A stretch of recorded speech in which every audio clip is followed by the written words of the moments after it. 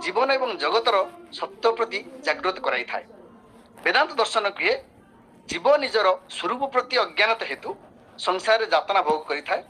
अविद्यार कारण पाई से विस्मृत होता है निजर शुद्ध बुद्ध मुक्त स्वभाव। आत्मा एवं ब्रह्म मध्य गोटे निगूढ़ ऐक्य रही नानात्व ज्ञान द्वारा संसार संभव होता है और एकत्व ज्ञान मुक्तिर पथ उन्मोचन करे। तेणु वेदांत दर्शन अनुजाई आनंद रूप ब्रह्मपत्ति तथा सुख निवृत्ति को मुख्य कहा जाए।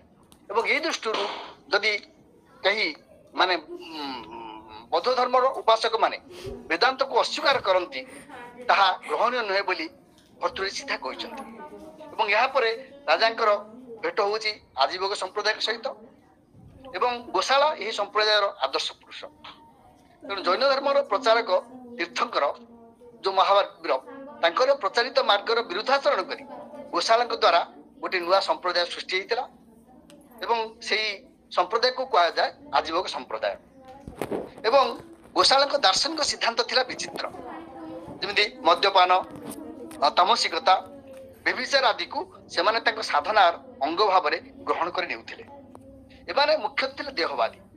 तेणु जहाँ अदृष्ट ताहा जदि सत्य तांको मतरे भविष्य जदि निर्धारित तेबे शरीर सुख निमित्त ध्यान देवा अनुचित हम कहीं।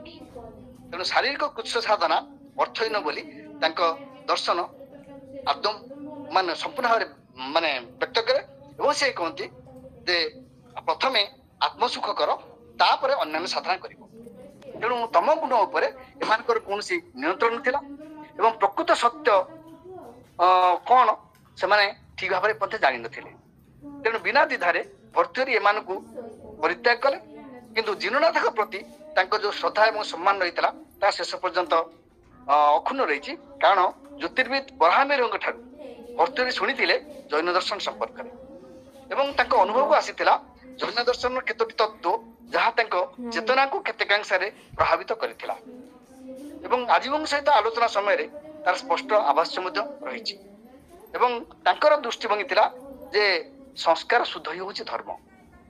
कर्म को जैन धर्म जन्मगत भेद सुख दुखर असमंजस्य कारणर मूल रूपे स्वीकार करे एवं आत्मस्वरूप एवं की तथा समाज हितकारी प्रवृत्ति को जैन माने धर्म रूपे स्वीकार करिथांती। तेणु तांकर जो आदर्श तांकर जो दर्शन से दर्शन को से माने भर्तृहरि स्वीकार करुथिले, किंतु बेले बेले से माने एते माने परिमाण रे रूढ़िवादी हो जाती जहा द्वारा जीवन संपर्क रे से माने संपूर्ण भाव में निष्पुर हो जाती। एवं तापरे तांकर माने साक्षात होछि शिवदास सहित जे गीता संपर्क रे आलोचना करुछंती एवं शिवदासंकर गीता संपर्क आलोचना तांको मन उपरे प्रभाव पकईछि। एवं शिवरात्रि सहयात्री भाव में जेतबे से जाउछंती विभिन्न स्थान को से गुड़े जिनिस शिक्षा करुछंती। एवं पथ प्रांतर गोटे पांथशाला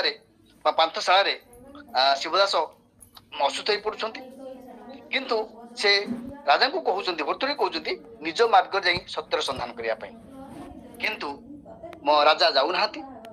एवं राजा न जिबारु से कहउछंती मो पाई जदि आपण कर्तव्यर प्रेरणा परिवर्ते भगवत प्रेरणा अनुभव करुथिबे तेबे जाई आपणकर सिद्धांत यथार्थ। तेबे शिवदासंकर मृत्यु पर राजा प्रयाघाटर अनति दूर जड़े जोगींकर हविविद्या प्रदर्शन में अभिभूत होते।